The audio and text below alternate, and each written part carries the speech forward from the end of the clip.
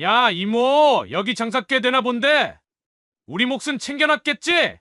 안 그랬으면 오늘 재수 없을 뻔했네. 니들 지금 이 횟집이 어딘진 알고 들어온 거냐? 와, 이모 말투 장난 아니다. 돈 줄 생각 없으면 그냥 가게 닫고 나가. 여기 시장 우리가 관리하는 거 몰라? 시장 관리는 니 애비가 시켰나? 입 닫고 나가라. 지금 당장. 어휴, 지가 누군 줄 아나 본데?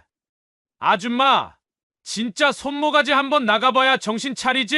그 손 오늘 회칼에 걸리면 니들은 회보다 먼저 썰릴 기다. 안녕하세요. 실제 일어난 사연을 각색한 인생이 저녁빛 사연 채널입니다. 오늘은 부산 자갈치 시장에서 생선을 팔던 이복자 씨가 어떻게 당당하게 자신을 지키고 통쾌한 결말을 만들어냈는지 들려드리겠습니다. 구독과 좋아요, 알림 설정을 눌러주시면 앞으로도 억울함을 극복하고 인생의 교훈을 담은 사연들을 꾸준히 만나보실 수 있습니다. 사연 시작하겠습니다. 부산 자갈치 시장은 그날도 변함없이 살아 숨쉬고 있었다. 새벽 어스름을 뚫고 들어온 해풍은 갓 손질된 생선 비늘 사이를 지나며 비릿하면서도 싱그러운 바다의 냄새를 시장 전체에 퍼뜨렸다. 삶은 문어의 붉은 다리가 푸르스름한 증기를 타고 넘실거리고 얼음 위에 가지런히 놓인 광어와 도다리, 고등어들이 은빛 살결을 드러낸다. 장인들의 호객 소리는 억센 사투리와 정겨운 웃음이 뒤섞여 흘러나왔다. 아침에 요 고등어 봐라.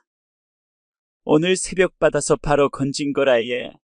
아이고, 오빠. 게장 사지 말고 회 한 접시 가져가수. 내가 오징어 서비스 팍팍 얹어줄기라. 관광객들이 셀카봉을 들고 시장 통로를 지나며 우와, 진짜 드라마에 나오는 데 같다. 하며 웃었고 가게마다 붙은 손글씨 가격표는 정겹고 꾸밈 없었다. 정말 자갈치 시장은 바다 냄새 나는 사람 사는 풍경 그 자체였다.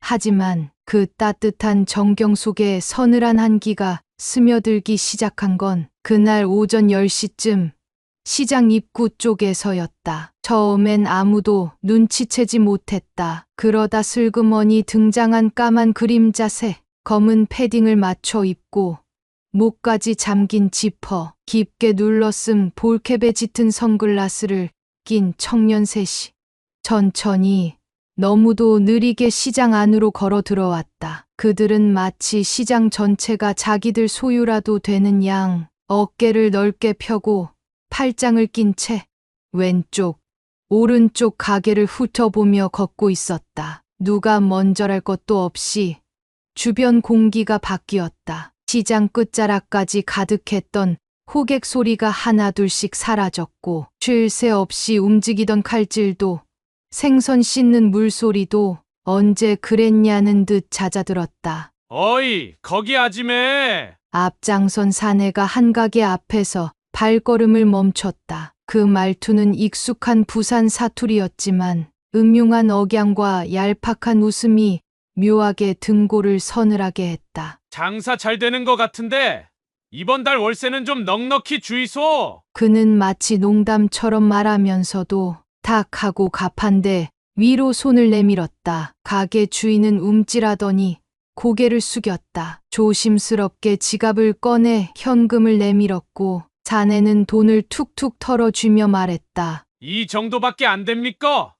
다음 달엔 좀 더 성의 있게 준비해 놓으소. 웃으며 뱉은 그 한마디는 주먹보다 더 강한 위협으로 작용했다. 그때부터 그 셋은 시장을 유유히 돌아다녔다. 가게 하나, 둘, 셋, 마치 사냥하듯 정확히 들어가 말을 걸고 돈을 받아내고 나왔다. 누구도 거절하지 못했다. 누구도 눈을 마주치지 않았다. 방금 전까지만 해도 왜 썰다 손 다 나간다 하고 웃던 아주머니는 입을 닫았고 몇 마리에만 원을 외치던 총각은 얼어붙은 채 생선 비닐을 씌우고만 있었다. 그건 마치 시장이 아니라 점령지 같았다. 칼도 몽둥이도 없었지만 그들이 풍기는 위협은 말 없는 폭력, 그 자체였다. 그리고 마침내 그 셋의 마지막 동선이 향한 곳, 시장 안쪽, 사람들 발길이 뜸한 구석에 자리한 작은 가게 하나, 복자이 모했지.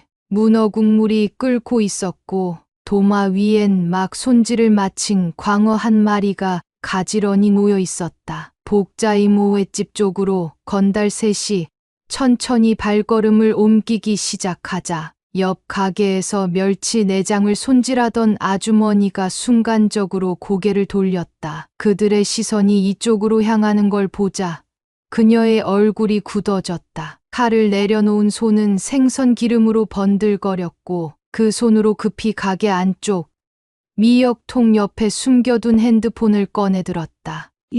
경찰 좀 불러주이소. 지금 시장에 이상한 놈들이 와갖고 상인들한테 돈을 뺏어가요. 예, 지금 자갈치 시장 안 복자이 모 횟집 앞입니다. 빨리 와주이소.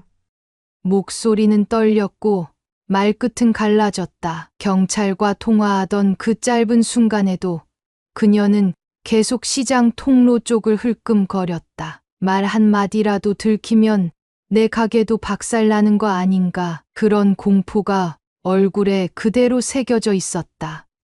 그리고 10여 분 뒤 경찰차가 시장 입구의 모습을 드러냈다. 파란 불빛이 반짝였고 2명의 경찰이 천천히 내렸다. 형광 조끼 위에 걸쳐진 점퍼, 늘어진 어깨, 손에 든 것은 무전기 하나뿐. 어딘데? 아, 뭐 또 그쪽인가 보네.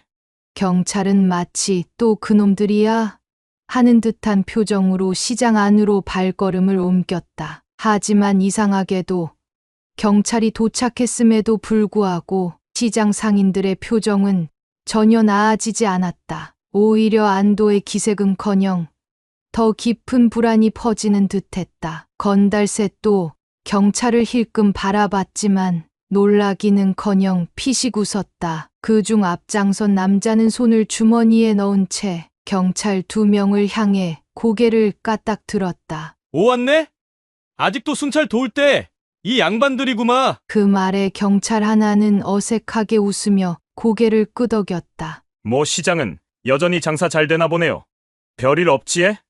그 말 한마디에 시장 공기는 싸늘하게 얼어붙었다. 경찰은 한번 쓱 둘러보고는 더는 묻지 않았다. 위협도 질문도 경고도 없었다. 그저 형식적인 순찰처럼 걸어 들어왔다가 아무 일 없었다는 듯 발걸음을 돌려 다시 시장 입구로 향했다. 주의하시고 장사 잘 하이소. 툭툭 옷을 털며 남긴 마지막 말은 정말로 아무것도 하지 않겠다는 선언처럼 들렸다. 순찰차가 천천히 멀어지고 파란 불빛이 골목 끝으로 사라질 무렵 시장 상인들은 다시 조용히 고개를 숙였다. 손을 놀리는 사람도 고개를 드는 사람도 없었다. 그 순간 보거를 손질하던 70대 할머니가 도마 위를 내려다보며 조용히 한숨을 내쉬었다. 신고해봐야 무슨 소용이 있노. 경찰도 못 건드리는 놈들이라 카더라.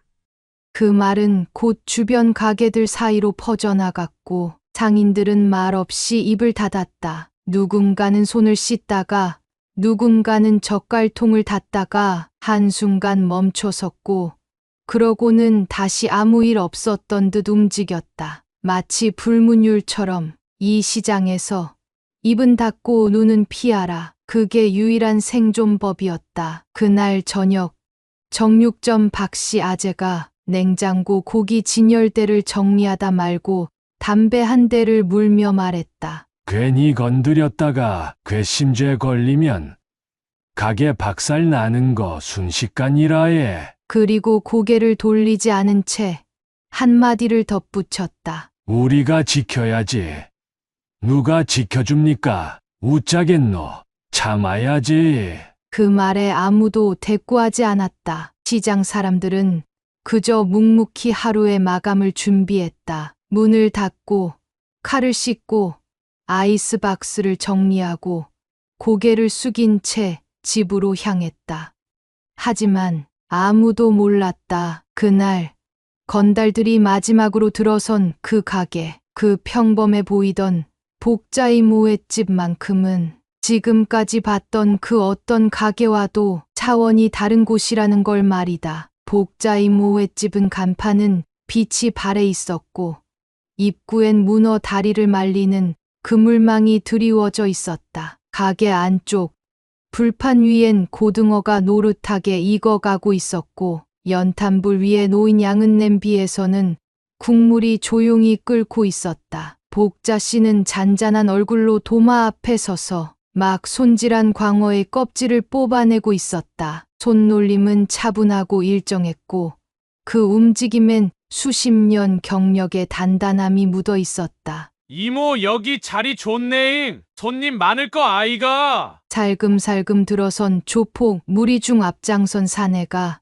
능글맞은 웃음을 입가에 걸고 가게 안을 둘러보았다. 그의 눈은 광어와 문어 그리고 매출 계산기까지 스캔하듯 훑고 있었다. 까만 패딩 안에서 팔 문신이 고인 듯 살짝 드러났고 혀 짧은 부산 사투리엔 비웃음 섞인 여유와 경멸이 배어 있었다. 횟감 장사 잘 되제? 우리도 좀 챙겨주이소. 우리 애들도 먹고 살아야 안 되겠습니까? 그는 마치 시장 통행료라도 받는 권리자처럼 도마를 톡톡 두드리며 웃었다. 복자 씨는 눈길 한 번 주지 않고 손질 중이던 광어의 마지막 지느러미를 떼어냈다. 그 순간 건달 하나가 기웃거리며 도마 위에 놓인 지폐 몇 장을 슬쩍 집어들었다. 에이, 이 정도밖에 안 남았어요?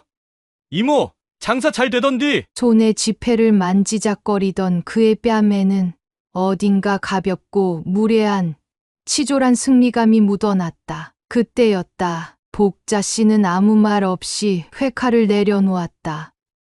툭! 칼날이 도마를 스치며 울리는 묵직한 소리에 공기가 단숨에 바뀌었다. 불판 위 고등어가 지글지글 익는 소리조차 그 순간엔 마치 멀리서 들리는 메아리처럼 작아졌다. 복자 씨는 천천히 앞치마 끝을 잡고 손등으로 천을 한번 털며 물기와 생선 비늘을 털어냈다. 고개는 여전히 숙인 채였다. 하지만 그녀의 몸에서는 설명할 수 없는 무게감이 피어오르기 시작했다. 이들 복자 씨의 입이 열렸다. 그 말투는 놀랄 만큼 차분하고 이상할 만큼 낮았다. 이 횟집이 어딘지는 알고 들어온 기가. 조폭 하나가 피식 웃으며 대꾸했다. 뭘 또 그리 진지하게 묻소. 요즘 세상이 얼마나 각박한데 서로 좀 맞춰가며 사는 거지. 그 말에 복자 씨는 대답 대신 앞치마 끈을 조용히 풀기 시작했다. 두 손으로 천천히 마치 오랜 시간 감춰온 진짜 얼굴을 벗겨내듯이 앞치마가 풀리는 순간 그녀의 팔뚝 위 수십 년 전 새겼던 봉황 문신이 흘러내린 소매 사이로 조금씩 아주 조금씩 모습을 드러내기 시작했다. 그 순간 시장 안은 숨조차 멈춘 듯했다. 근처에서 새우를 까던 아주머니는 손을 멈췄고 통발을 정리하던 청년은 눈을 동그랗게 떴다. 누구도 말리지 않았고 누구도 움직이지 않았다. 모두가 직감했다. 이모가 지금껏 보여준 침묵은 그저 참아왔던 것이지 무서워서가 아니었다는 것을. 그리고 그 누구도 지금 이 조용한 횟집 안에서 곧 지옥문이 열릴 거라곤 상상조차 하지 못했다. 두 손으로 감아 고요히 벗겨낸 앞치마를 가게 한쪽 벤치에 가지런히 걸치고 나서야 복자 씨는 조용히 고개를 들었다. 그 눈빛은 말 그대로 싸늘했다. 흔들림 없이 맑은 눈동자 속에는 세월에 덮인 분노, 수십 년 눌러온 살기, 그리고 인간의 탈을 쓴 맹수 같은 위압이 서려 있었다. 숨을 삼키던 상인들의 입이 일제히 닫혔다. 그 정적 속에서 복자 씨가 천천히 입을 열었다. 니들 사아파 들어봤나? 그 한마디가 시장 전체의 공기를 얼려버렸다. 사사아파. 건달 하나가 속으로 중얼거렸고 다른 하나는 눈이 동그래진 채 말문이 막혔다. 마치 금기어라도 들은 듯 그들은 그 자리에서 굳었다. 사아파. 한때 부산 전역을 피로 물들였던 전설의 조직. 이름만 들어도 부산 뒷골목이 술렁이던 시절, 경찰도 손 못 대던 존재. 하지만 몇십 년 전 수많은 사건을 남기고 조용히 해체된 그림자 같은 이름.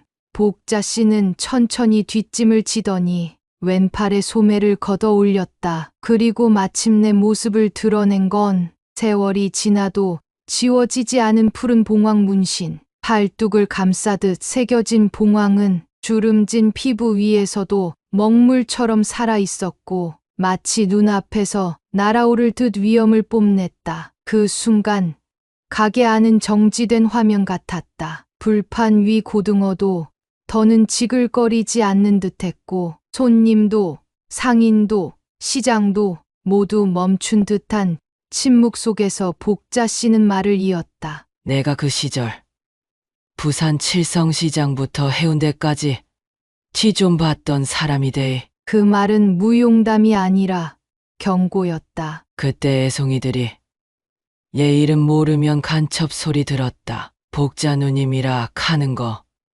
들어본 적 있을 기다. 그 말이 끝나자 조폭 셋 중 가운데 서 있던 사내가 움찔하며 뒷걸음질 쳤다. 그의 얼굴이 하얗게 질렸다. 입술이 파르르 떨렸고 시선은 복자 씨의 얼굴에 닿지 못했다. 누누님, 복자 누님 진짜 살아계셨네. 그는 그 시절 사하파의 말단 청소 담당이었다. 피로 얼룩진 칼을 숨기고 버려진 옷을 챙기고 뒤철이라는 이름 아래에 늘 복자 누님의 뒤에 붙어 다녔던 인물이었다. 조직 해체 후 다른 조직으로 기어 들어가 겨우 생존했던 그가 지금 바로 그 전설의 복자 누님 앞에 상대도 안 되는 위치로 다시 서게 된 것이다. 네 혹시 그때 싸움도 못하고 잔심부름만 하던 그 애송이 맞지?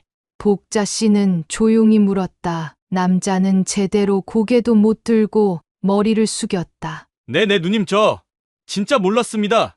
진짜 몰라 뵀습니다.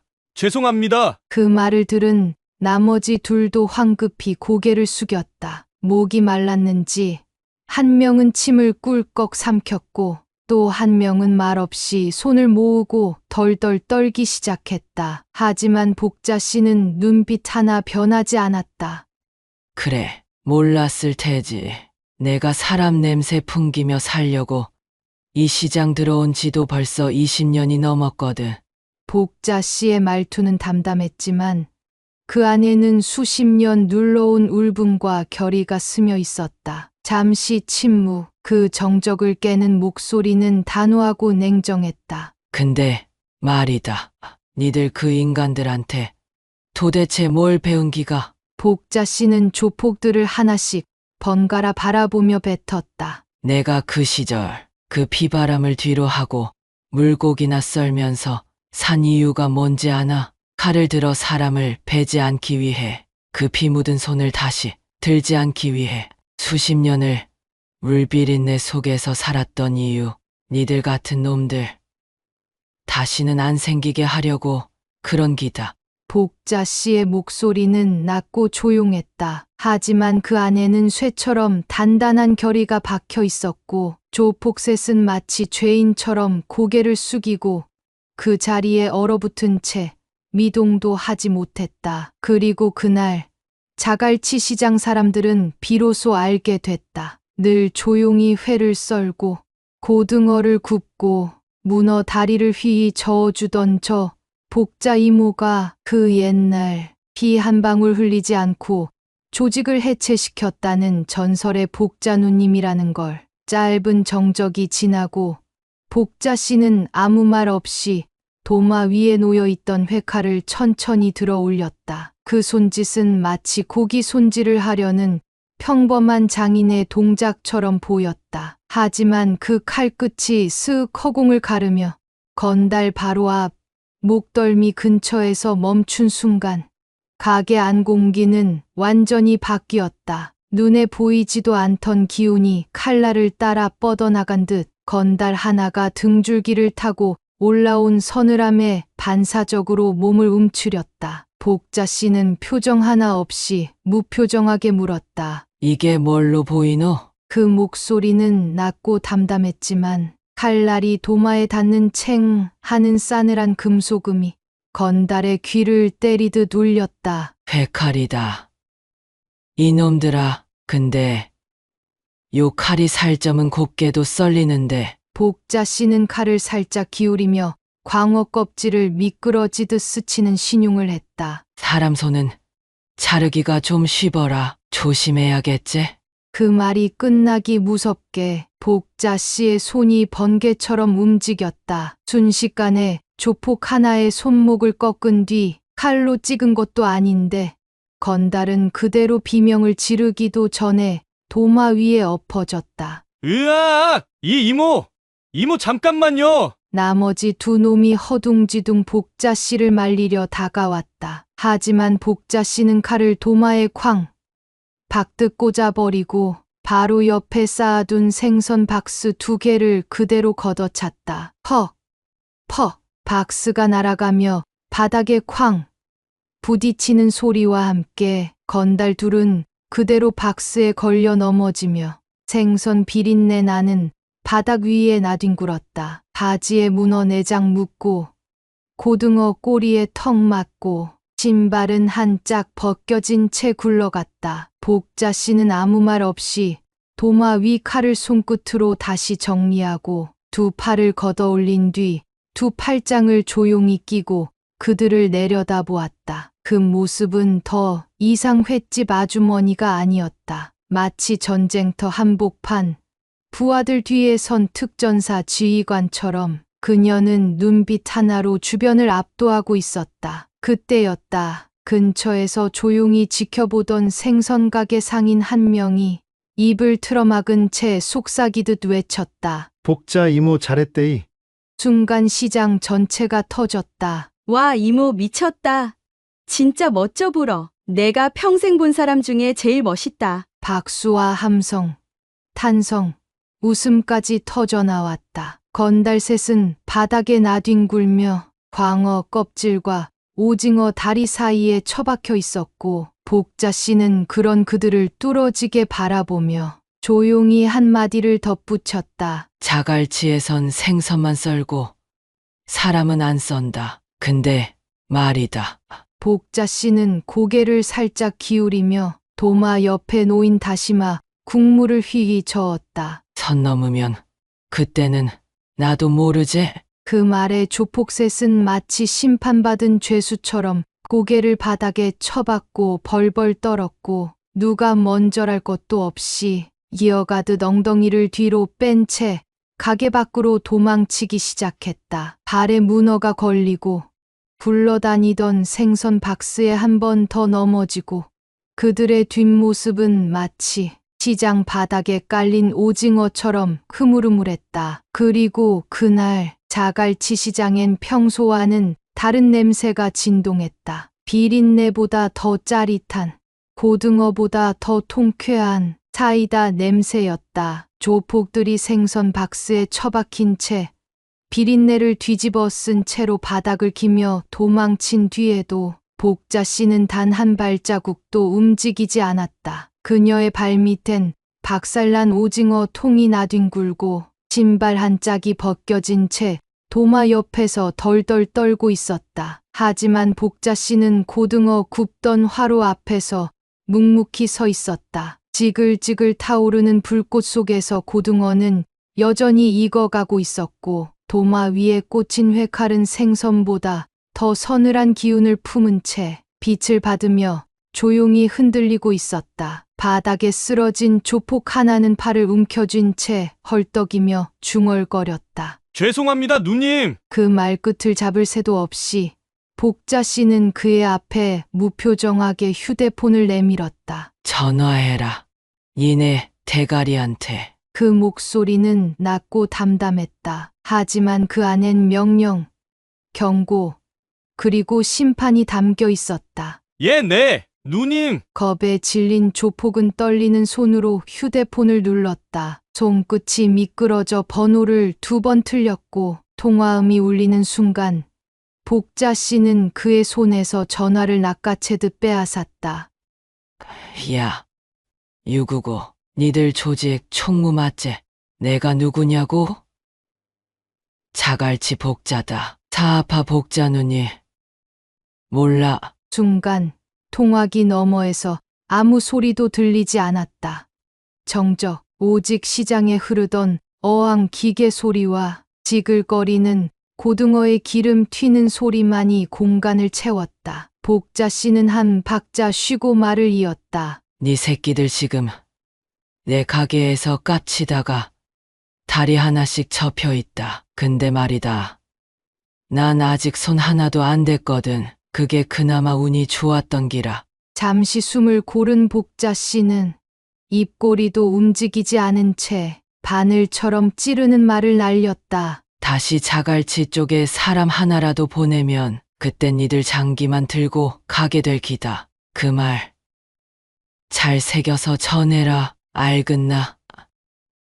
뚝 전화를 끊는 소리는 총성처럼 날카롭게 시장 안을 울렸다. 순간 숨죽이며 상황을 지켜보던 상인들 사이에서 누군가 조용히 마치 탄성을 삼키듯 중얼거렸다. 와, 진짜 전설이다.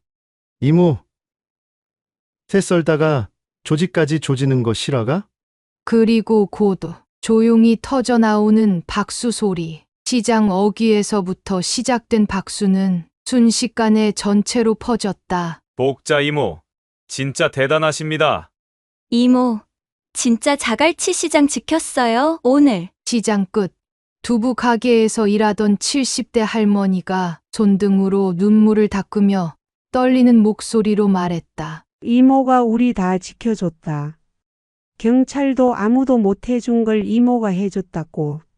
그날 저녁 복자 씨는 아무 일 없다는 듯 다시 화로 앞에 선 채 고등어를 조심스레 뒤집었다. 기름이 튀었고 굽기 알맞은 한 면이 바삭하게 익어가고 있었다. 그녀는 여전히 조용했다. 하지만 그 침묵 속에는 시장 사람들을 위한 20년의 인내와 선택, 그리고 다시는 무너뜨릴 수 없는 신뢰와 존경이 담겨 있었다. 며칠 뒤 시장 입구 상인의 게시판에 낯선 서류 한 장이 붙었다. 공식 문서. 부산 땡땡파 조직원 일동 사아파 복자 선배님께 공식 사과드립니다. 폐를 끼쳐 진심으로 송구하며 자갈치 시장 구역에는 향후 일체의 개입 없이 손 떼겠습니다. 2025년 4월 15일 부산 땡땡파 일동. 글을 읽던 어물전 박씨 아재가 사인펜으로 복자 선배님이라는 글자를 3번 쓱쓱 긁으며 웃었다. 이거 실화가? 야, 조직에서 사과문 쓴 거 나는 타짜 영화에서도 못 봤다잉. 복자 이모는 그냥 경찰보다 무섭다예. 근데 더 믿음직하다잉. 그날 이후 자갈치 시장 사람들은 더 이상 고개 숙이지 않았다. 누가 찾아와도 누가 협박을 해도 이젠 누군가 나서서 먼저 지켜줄 사람이 있다는 사실에 사람들은 비로소 웃을 수 있게 됐다. 그리고 누가 뭘 해도 이 시장에서 가장 믿을 만한 사람은 경찰도 공무원도 아닌 복자 이모 그 한 사람이었다. 며칠이 흘렀다. 자갈치 시장은 언제 그랬냐는 듯 다시 평온을 되찾았다. 여전히 삶은 문어 냄새가 진하게 퍼지고 갓 잡은 오징어를 칼로 탁탁 써는 소리가 골목을 울렸고 삐걱대는 손술의 바퀴 소리는 그 어떤 배경음악보다 생생했다. 오이소 회 신선아이. 오늘 거 미쳤다에. 이모, 문어 다리 좀 두꺼운 걸로 골라줘요. 다시 되찾은 웃음과 정겨운 말투 속에 사람들은 평소보다 더 활기차게 움직였다. 하지만 그 활기 속에서 무언가 분명하게 달라진 게 하나 있었다. 시장 입구 기둥 한복판. 원래는 고등어 할인 전단이 붙어 있던 자리에 큼지막한 붉은색 팻말 하나가 당당히 걸려 있었다. 복자 이모 횟집 반경 50m 이내 조폭 출입 금지. 위반 시 해산물 대신 손가락이 썰릴 수 있음. 주의 요망. 관광객들은 지나가다 발걸음을 멈추고 깔깔 웃으며 사진을 찍었다. 진짜야? 이거 레전드 아니야? 와, 여기 회 썰다 조폭 썰었다는 그 이모님 가게잖아. 누군가는 이걸 유쾌한 농담이라 생각했겠지만 시장 사람들에겐 그 문구 하나하나가 진심이었다. 조폭들이 다시는 발 못 붙이게 된 이유, 지켜줄 사람 없는 서민들의 일터에 다시 빛을 가져다 준 단 한 사람, 그 이름 복자 이모. 복자 씨는 여전히 매일같이 생선을 손질하고 고등어를 굽고 젓가락을 챙기며 하루를 보낸다. 입가엔 미소 하나 없지만 손놀림은 늘 정확하고 조용하다. 하지만 사람들 눈에 보이는 그녀는 이젠 단순한 횟집 아주머니가 아니었다. 그녀는 자갈치 시장의 상징, 정의의 화신, 그리고 조폭들도 피해가는 칼잡이 전설이었다. 누가 지나가다 복자 이모 하고 외치면 복자 씨는 눈빛만 한번 들어주고 그게 사람들에겐 박수보다 더 뭉클한 인사였다. 시장 어린아이들은 지나가며 수군거린다. 엄마, 저 아줌마가 진짜 조폭을 회처럼 썰었다며? 진짜래. 우리 아빠가 봤다 카더라. 근데 생선보다 칼질이 더 빨랐다더라. 고등학생들이 지나가며 감탄했다. 저 이모님한테 걸리면 손가락 날아간다며? 아니야. 요즘엔 조직에서도 사과문 쓰고 간다더라. 상인회장 박 씨는 지역방송 인터뷰에서 이렇게 말했다. 솔직히 이모 없었으면요. 아직도 눈치 보면서 돈 뜯기며 장사하고 있었을 기라예. 복자 이모는 경찰도 구청도 못해준 걸 혼자서 해낸 사람입니다. 그 말을 전해 들은 복자 씨는 불판 위 고등어를 뒤집으며 조용히 웃었다. 그리고 아주 작게 그러나 또렷하게 한마디를 남겼다. 사람이 사람답게 살 수 있는 시장, 그거 하나 지키려고 칼 다시 쥔 기다. 내는 그냥 생선 써는 이모고 싶었는데 말이다. 그 말에 시장 사람들은 가만히 웃었다. 복자 이모는 말보다 행동으로 증명한 사람이었다. 그날 저녁 해가 지고 자갈치 시장 불빛이 하나둘씩 켜졌을 때 횟집 안쪽에서 지글지글 고등어 굽는 소리 사이로 이모의 칼이 또 한 마리의 광어를 부드럽게 갈라냈다. 누군가 속삭이듯 말했다. 이모 없었으면 우리 시장 벌써 무너졌을 거라예. 맞다. 이모는 그냥 전설이다. 이제 자갈치 시장에선 누가 뭘 해도 가장 든든한 사람은 복자 이모 단 한 사람이었다. 그리고 자갈치의 전설은 지금도 매일같이 도마 위에서 조용히 썰리고 있다. 여러분은 이 복자 아주머니의 용기 있는 대처 어떻게 생각하시나요? 여러분의 생각을 댓글로 남겨주세요. 오늘 사연은 여기까지입니다. 구독, 좋아요, 알림 설정을 눌러주시면 꾸준히 따뜻하고 감동적인 실화 사연을 받아보실 수 있습니다. 다음 영상에서도 더욱 공감 가는 이야기로 찾아뵙겠습니다. 시청해 주셔서 감사합니다.